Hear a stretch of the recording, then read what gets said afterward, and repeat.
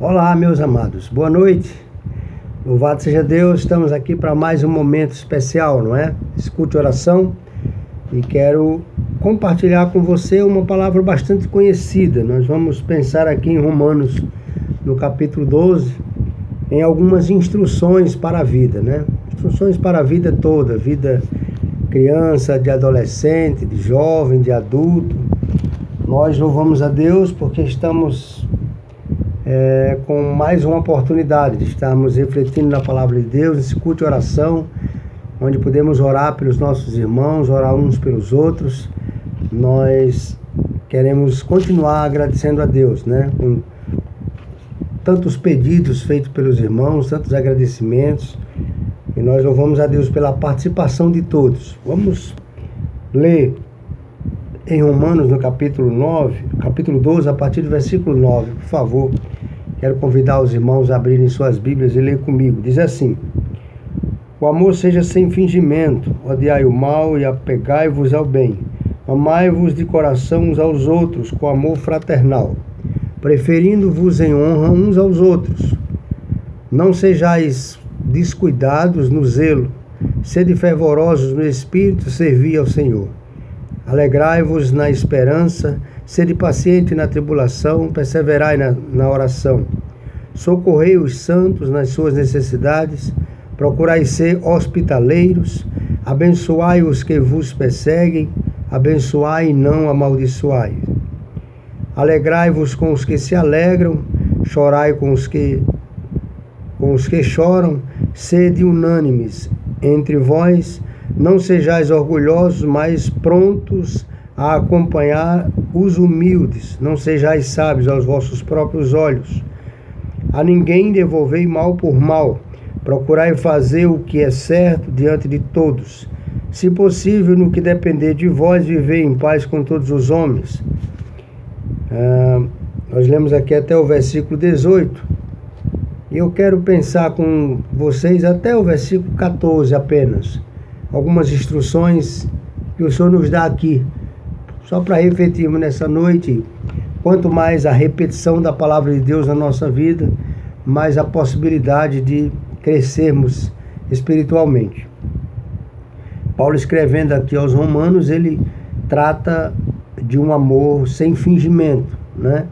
Tendo em vista que o amor que os romanos pregavam, o amor que os romanos conheciam, é um amor, digamos assim, de palavra, um amor como as pessoas, na sua grande maioria, pensam, né? Na sua grande maioria, imaginam o que é, na verdade, o amor, né? Então ele diz que o amor seja sem fingimento, que as pessoas sejam conhecidas pelo verdadeiro amor, que no amor não há fingimento, no amor não há traição, no amor não há, digamos assim, covardia, né? No amor, ele, como o próprio apóstolo Paulo falando ali em Coríntios, no capítulo 13, né? Ele vai fazer uma referência do amor como sendo a Deus. O amor tudo suporta, tudo crê. O amor não se ensoberbece, o amor não quer o mal do outro. Então ele fala ali do amor, um poema muito bonito relacionado ao amor. E aqui as instruções dele é que o amor seja sem fingimento, que amemos realmente conforme a palavra de Deus, né? Amai-vos de coração uns aos outros com amor fraternal. Amor fraterno é aquele amor pronto a dar, né? Amor fraterno é aquele amor pronto a servir. O amor fraterno é aquele amor que a gente vê o outro, que a gente enxerga o outro de uma maneira bem especial. Então, preferindo honrar uns aos outros, né? Então, importa que ele cresça e que eu diminua. Ali foi a palavra de João Batista para com Jesus, né? Importa que ele cresça e que eu diminua. E é uma lição de humildade, não é? Então, isso é dar honra ao outro. Quando você honra o outro, você também é honrado. Quando você vê as qualidades do outro, as suas qualidades também são vistas. Vendo apenas os defeitos do outro, não vai melhorar os seus defeitos, né? Tem gente que vê muito o defeito dos outros, Mas quando você se apega a ver o defeito dos outros, isso não melhora os seus defeitos. Pelo contrário, só evidencia os defeitos do outro. Então, por isso que ele diz aí, dá honra uns aos outros, né? Não sejais descuidados no zelo, né? Ou seja, continue zelosos, continue cuidadosos, com zelo na obra do Senhor, com zelo na palavra de Deus, com zelo pelo caráter cristão, com zelo pelas coisas de Deus, com zelo por aquilo que Deus tem para nós no nosso coração. Não podemos de maneira nenhuma descuidar disso, ainda que, como diz ali em Abacuque, né?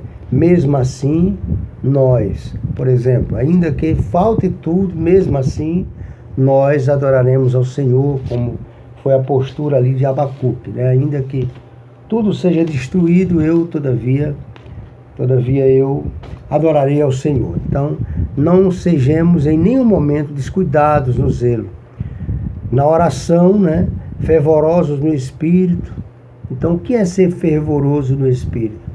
É estar com o Espírito vivo, estar atento às coisas de Deus, estar se comunicando ou comunicando ao Senhor daquilo que é necessário, ação de graça, levando os nossos pensamentos, nossas petições ao Senhor, não é? Ser fervoroso no Espírito significa estar fervente, estar atento, estar vivo. E com isso, servir ao Senhor. Como é que nós vamos servir ao Senhor? Nos tornando servos de Jesus, né? Nos tornando pessoas que obedecem a sua palavra e vivem conforme a vontade dele. Então essas são instruções para a vida, né? Não descuidar de forma nenhuma no zelo, ser fervoroso no Espírito, servir ao Senhor. O versículo 12 diz: alegrai-vos na esperança. Então a gente tem que se alegrar na esperança. Nós estamos esperando que tudo isso passe. Nós já devemos esperar isso com alegria, na certeza que o nosso Deus, ele vai cumprir com a sua palavra, né? Tudo passa, tudo vai passar. Então nós já temos que ter essa esperança, ou nessa esperança, alegria. O que ele diz aqui? Alegrai-vos na esperança. E como é que a gente se alegra na esperança? Sendo paciente na tribulação, perseverar na oração, sabe? Tudo aquilo que a gente precisa continuar fazendo, né? Perseverando na oração, sendo paciente na tribulação. Então são instruções para que a gente não se perca, para que a gente não se desespere, para que a gente em nenhum momento se perca naquilo que Deus tem para nós. É por isso que é uma leitura, eu já preguei várias vezes para os irmãos, eu não me canso de observar quase todos os dias esses preceitos, essas instruções para a nossa vida todos os dias, porque é importante que o nosso coração saiba disso. É importante que o meu coração seja alimentado com essa palavra, né? Alegrai-vos na esperança, ser paciente na tribulação, perseverai na oração. Aconteça o que acontecer, vamos continuar orando. Versículo 13 vai dizer: socorrei os santos nas suas necessidades, procurai ser hospitaleiros. Então, socorrer os santos significa, em primeiro lugar, orar uns pelos outros, cuidar uns dos outros, não deixar que ninguém passe necessidade entre nós. Nós somos os santos na casa do Senhor, né? Então nós não podemos de forma nenhuma deixar que ninguém passe necessidade. Se porventura você souber de alguém da igreja, família, de alguém da igreja que está passando por uma necessidade, a gente não tem dinheiro, mas a gente tem suprido pelo menos um pouco, com a solidariedade, a vida de algumas pessoas. Nós temos abençoado na igreja e fora da igreja as pessoas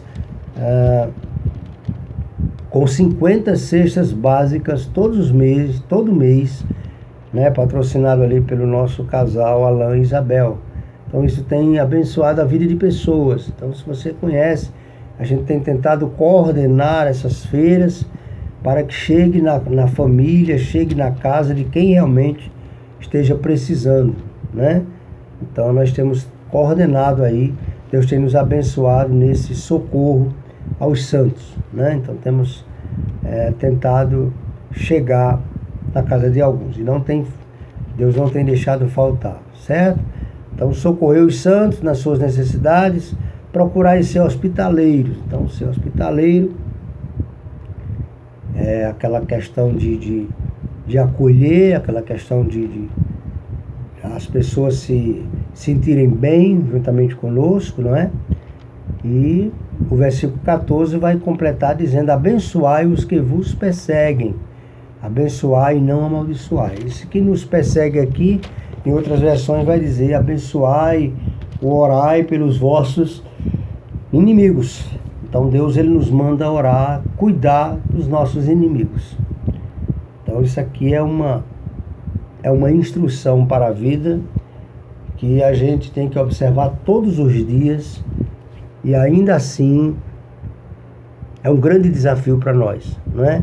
Porque somos humanos, e isso faz cada vez mais nos tornarmos mais dependentes de Deus, mais cientes de que Deus que precisamos de Deus todos os dias para poder conseguirmos orar pelos nossos inimigos, por aquele que nos persegue. Tem pessoas que são perseguidas simplesmente pelo fato de serem crentes, de fazer a vontade de Deus, de querer fazer a coisa certa. Há perseguição quando você quer fazer a coisa de maneira correta. Perseguição não é apenas quando a pessoa persegue, perseguição não é apenas quando a pessoa manda matar ou persegue nesse sentido assim, digamos assim, violento. Perseguição é quando você tem uma ideia nesse sentido para glorificar a Deus. Isso não é visto pelas pessoas, né? A perseguição é quando você tem uma pregação para glorificar a Deus e as pessoas não entendem. O evangelho realmente é perseguido, né? O evangelho é perseguido porque ele não é crido, ele não é observado, ele não é visto da maneira como deveria ser. Então, essas instruções são para que a gente possa se alegrar, né, com os que se alegram, chorar com os que choram. Deus, ele tem coisas maravilhosas para nós, ele tem guardado para o nosso coração coisas boas. Espero que nessa noite de quarta-feira, esse culto maravilhoso de músicas, de vários irmãos participando aí, pedindo e orando uns pelos outros, sejamos abençoados, como sempre temos sido abençoados no nome de Jesus. Quero agradecer a Deus pela vida da igreja, peço oração pelos irmãos, peço oração pela igreja, peço oração pela nossa saúde, que o Senhor continue nos abençoando como tem abençoado, e tem sido muito bom servir a Deus. Tem sido muito bom estar na casa do Senhor, bendizendo o nome precioso do Senhor Jesus Cristo. Lembre-se, no próximo domingo de manhã, né, domingo pela manhã, nós vamos estar entrando numa sala virtual, toda a igreja. Então eu gostaria de pedir que toda a igreja baixasse aquele link lá que o Márcio colocou, simplesmente para a gente olhar uns nos olhos dos outros, desejar aí um bom dia. Vai ser às 9 horas, a gente vai passar aí uns 40 minutos, né, conversando com os irmãos, e depois teremos o nosso culto normal, aquele culto gravado ali, tá bom? Então baixem todos os links para que a gente possa participar daquele momento ali, porque nós estamos passando por essa pandemia, graças a Deus, estamos depois da metade já, né? Eu quero dizer para os irmãos que eu não estou nem um pouco interessado em abrir a igreja apenas com 20% da sua capacidade. Não, nós vamos, quando liberarem aí 20%, a gente vai pensar no que vai fazer. A gente pode fazer algumas reuniões lá separados, mas culto mesmo, a gente só vai voltar quando for 100%. A gente vai voltar quando a gente voltar tomando os cuidados, mas que estejamos todos juntos para glorificar o nome do Senhor. Então peço oração dos irmãos, peço mais um pouquinho de paciência. A gente tem esse pensamento de amar uns aos outros. Eu ficaria muito mal se eu reunisse a igreja e alguns dos irmãos, ou qualquer pessoa ali, depois ficasse acometido dessa praga, né? A igreja tem que estar fora disso. Então vamos continuar orando pelos nossos familiares. E se Deus quiser, aí quando passar tudo isso, a gente vai estar voltando para o louvor da glória de Deus. Que seja julho, que seja, né, quando for. Nós estamos tranquilos, estamos orando, estamos bendizendo o nome do Senhor. E temos a certeza de que o Senhor é conosco, que grandes coisas fez e fará o Senhor por nós. Por isso, nós não estamos, nós somos alegres. Tá bom? Então, que o Senhor nos abençoe, que essa quarta seja um final de noite maravilhoso, que tenhamos uma semana maravilhosa. E domingo, às 9 horas, todos vocês atentos, baixem aquele aplicativo, para que você é só clicar lá quando receber o link, aí você vai entrar na sala de bate-papo, só para a gente conversar um pouquinho, tá bom? Olhar olho no olho, orar uns pelos outros, e assim vamos continuar nessa trabalhada para o louvor da glória do nosso Deus. Amém? Deus abençoe a igreja, que a graça do Senhor seja conosco nessa quarta-feira. Amém.